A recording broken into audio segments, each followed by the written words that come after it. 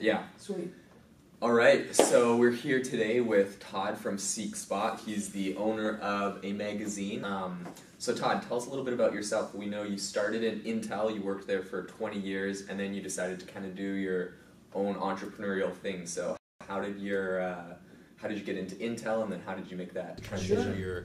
I've always felt like I was an entrepreneur at heart. I grew up in a family where my parents had their own businesses, and they were just always trying things, and so that was kind of in my blood. But I felt compelled to get an education, so I went to BYU in Provo, got my finance undergrad, and I had some mentors that I thought I really looked up to. They encouraged me to get my master's, my MBA, and so I did that, but I still had kind of this entrepreneur drive and personality. And so I came across this concept of intrapreneurship, which is not a term that's used a lot anymore these days, but that whole idea of can you be in a bigger company but behave like an entrepreneur? Right. So that's really what got me to Intel, and I happened to get into a perfect place there in a small division that focused on smaller products and more creative, risk-taking kind of things. And so with that, this career all of a sudden blossomed, and then I enjoyed working with people that were teaching me a lot, and great big marketing budgets to work with and things like that, which made it cool. And so at that point it became quite a career. And of course with a company like Intel that's so big, and big companies today, there's just tons of opportunities in a variety of areas. And so I was able to work on e-commerce or branding or product management or product marketing, sales development, market development. And so you studied marketing, right? Mm-hmm. And obviously you have a passion for that, because right now you have your marketing magazine. Do you feel like your time at Intel kind of helped you hone your marketing skills, learn more of that? Absolutely. Yeah. The biggest difference is you can't make mistakes when it's your own money. So I was able to kind of learn what not to do, what works, what doesn't work, but also, be smart. It's amazing what you can accomplish with a small budget, and that's one of the challenges of being an entrepreneur. How do you build a brand for $300 bucks? Right. So in today's world, that's really how you do it, and then hopefully something catches fire. But Intel, I had a couple of projects where I was involved in working with GQ magazine and some other Wired magazine, and we actually did the whole campaign. The whole magazine was full of Intel advertisements that we worked with, and then we'd have our OEM partners like an HP or a Compaq or IBM or Dell, and of course they'd all have the Intel Inside logo on there. Right. And so we put together the whole book on those things, did some cool marketing around that. So I kind of had some background in publishing, but frankly, when I bought Seek Spot, I had no idea what it was going to take to be able to do it. And then I'm in a kind of a new environment, new culture here in Hawaii. So that took some adjusting too. So yeah, for sure. You mentioned earlier that your job at Intel was as a result of your internship there. Mm-hmm. Would you mind telling us just a bit more about that? Oh, you bet. Yeah. So, I really had intended, I was the college entrepreneur club president, and so I really was intending to have my own business. And this last minute internship came up from Intel in Portland, Oregon. I'm thinking, well, Portland's a cool place, and I can go there for 3 months, get paid. They're going to pay for my relocation expenses, and I'll be able to learn a lot from people and take all that good stuff, and then I'll go start my own business. Lo and behold, I got there, had a ball, and it's kind of opened up a whole new world for me, interacting with some really smart people, and it just kind of opened my eyes as a small kid from a small Idaho town. And so it really was exciting. And of course, back in the early 90s, technology, pre-internet, just starting to take off. Personal computers, the new Apple computers and those kinds of things were just starting to become readily available. And of course, Intel was at the forefront of that, providing the chips for all of those computers. And so, one thing led to another, neat opportunities. I did well there, and they offered me a salary that I knew I couldn't get doing on my own. And so, an internship turned into a full-time opportunity, and 17 years later, I was, had quite a career there, quite a run. Right. That's amazing. So with that, obviously you'd be an advocate of internships for people to gain experience and to get into companies and stuff. Most definitely. And in today's, world, it's try before you buy. People are taught anymore with their hiring. It's, quick to fire, slow to hire. And so the more that you can demonstrate a track record, right, that they'll become comfortable with you. But it also gives you an opportunity on your side to be able to scratch and sniff yourself. Is this company right I want to work for? And I can leave if I decide I don't like it at the end of the internship too. So it's a good kind of two-way street. Plus, it gives you another thing on your resume. When people go in for an interview, they want to know what experiences you've had that demonstrate your skills. It's not do you sound like you know what you're talking about, but what did you do that really right made a difference? How did you move the needle in terms of a contribution that you made to a company? And so an internship's yet another opportunity for you to develop stories and demonstrate your value proposition that you bring to a company if they hire you. So a lot of people are asking, like you and other people, you do like 20 years at a really reputable company, you work your way up, you do your thing. What drives you to leave? Because, when you said you started, they gave you a salary, you couldn't get somewhere else. Right. Like, what was that motivation to kind of switch from, spent 20 years in the corporate world yeah. to being on your own? The safety of that as well. Sure. Right. Well, a lot of these companies, they are, you're up and out. Basically, and as the pyramid gets up there, there's only a few opportunities for people, and so then you start to say, well, I'm kind of plateaued here. I've kind of learned everything I can learn, and I can write it out.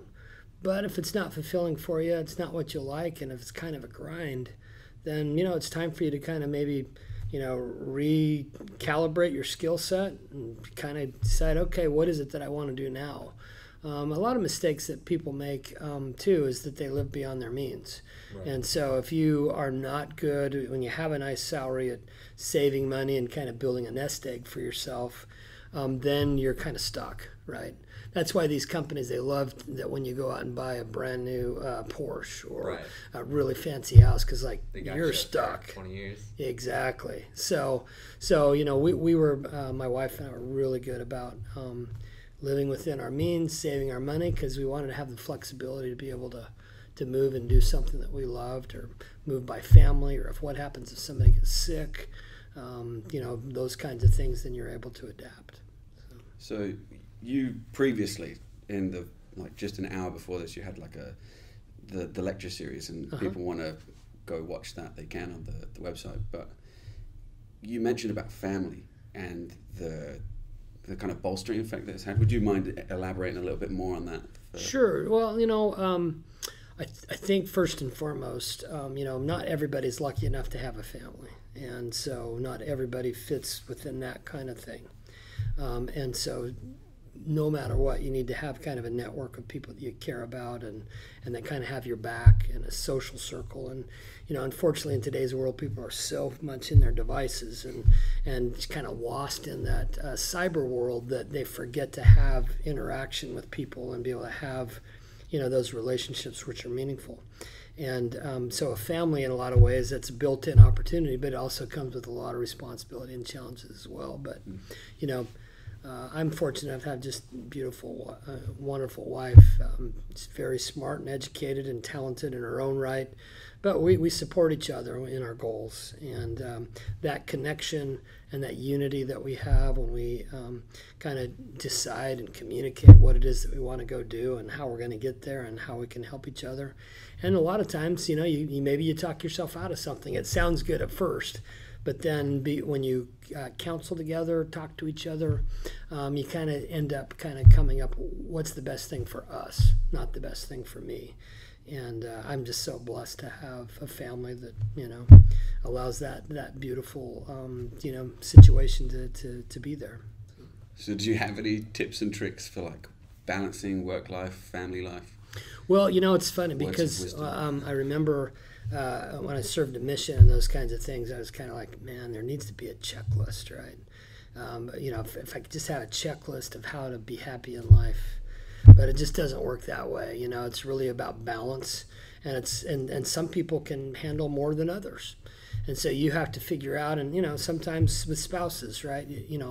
One person's a better multitasker than the other. And so you have to find that routine and that balance of, what your priorities are and how you work together and who does what. And, it's really nothing to do with male or female. It's kind of what you like to do and how you complement each other. And, that's the beauty of having that relationship, is being able to support each other.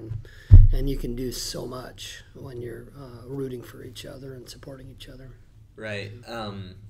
Going along with that, because then you started up your own magazine, and takes a lot of time. Also, with being an entrepreneur, it makes it pretty hard to balance life and work.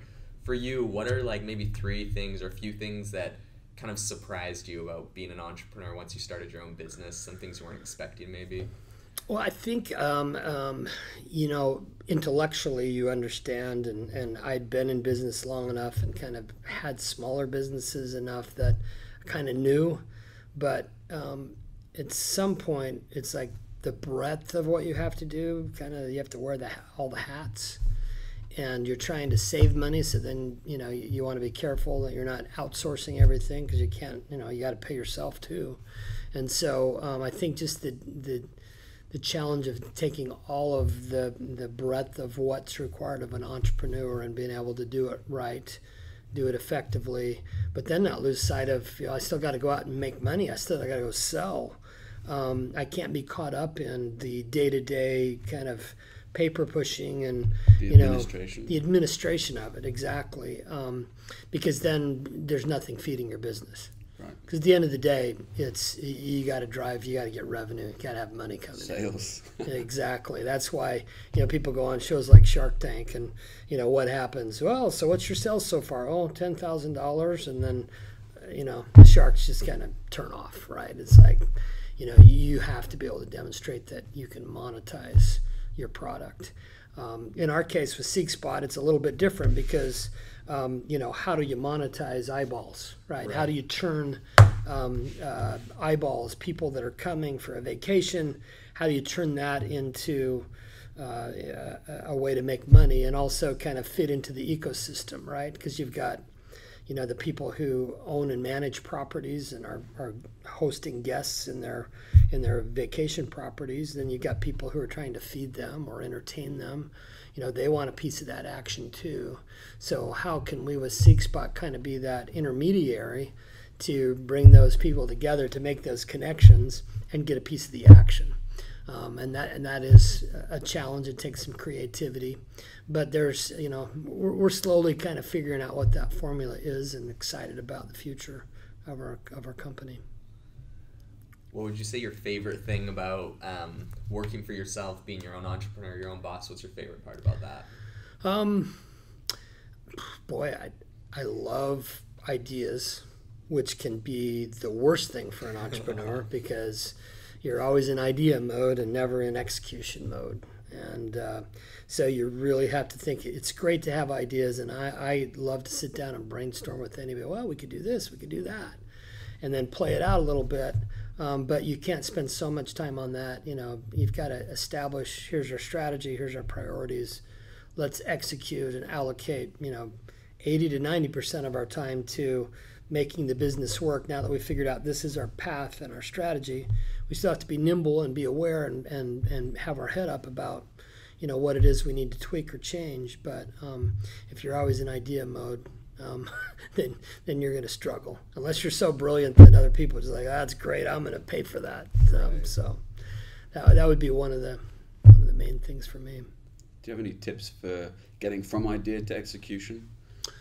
Really, let's see. From an idea standpoint, I tend to dig into the next level of detail pretty quickly. It's kind of the what if. So if we do this. Right. And really starting to quickly make phone calls and ask people, seek out mentors, ask for advice, research and see if other people are doing something similar and why. The great thing about SeekSpot, we have a lot of kind of loyal people who love what we do. And some of that's because we give them stuff for free. Who wouldn't? But Because of that, though, they also are willing to kind of give feedback. And so, but you have to be careful, right? People don't sit around and wait all day so they can give you ideas and be your sounding board. But, use them, ask them questions, kind of do that due diligence to go to that next level. And you'll find out pretty quick, if something's a dud or not. So, does that help? Yeah, absolutely.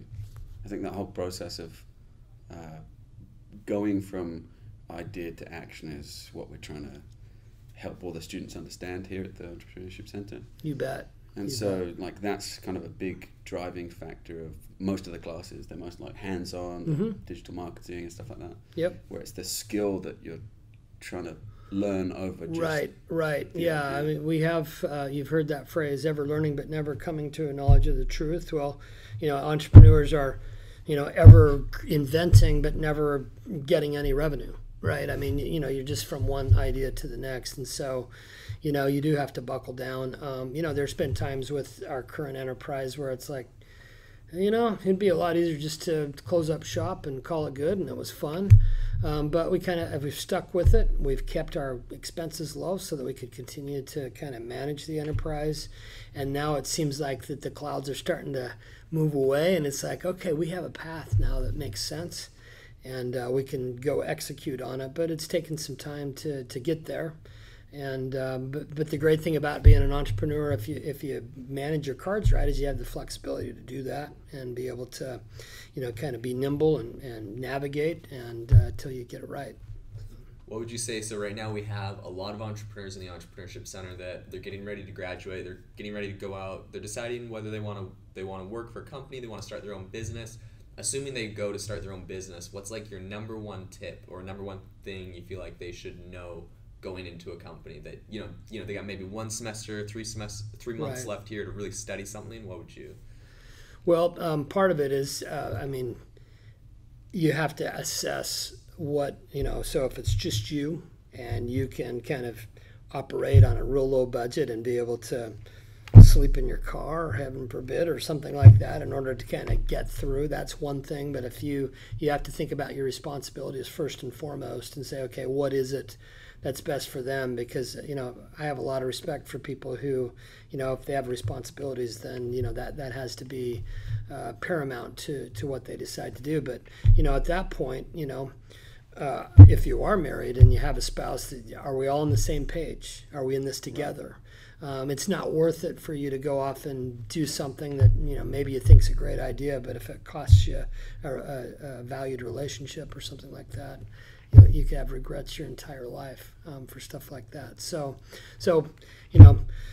beyond that, though, then you start getting into the entrepreneur side of things and really thinking, okay, so how am I going to make money? Number one, how am I going to monetize this so that, can I get people to pay for this product or service? And then if I can, then how do I do it in a way that I can start to maximize my profit, be able to grow, and over time be able to lower my costs, lower my cost per goods sold, lower my overhead so that it becomes profitable for you. But then also, can I start to teach other people to do this for me so that I'm not always, do I have to touch every dollar? That's a big mistake. People, it's great to have my little shop, but unfortunately I'm so valuable and I'm so critical to every single transaction that I can never grow the business. And if you can't grow the business, then you're kind of stuck in a perpetual kind of hand-to-mouth business that's pretty difficult. Unless you have some great invention, some patent or something like that you can sell, then you're kind of stuck. And really, what is that? It's not your own business. It's just a job. And it's not near as fun as what you thought you were going to do to begin with, right? So is that helpful? Yeah, okay. Totally. It's kind of the taking off of some of those hats that you have to wear. Yep. Delegate, but also, ask people questions about, how can I do this? Can I do my accounting for cheaper, or do I have to do it myself? Right. There's so many apps out there and things like that are free that, you can pay QuickBooks a ton, but you could also, maybe there's some other options to that. So we're kind of going through some of those same transitions in our own, But then you have to be careful too. You get what you pay for. There's a reason why companies are big and successful. So, but anyway, yeah, watch the bottom line. How do you make money?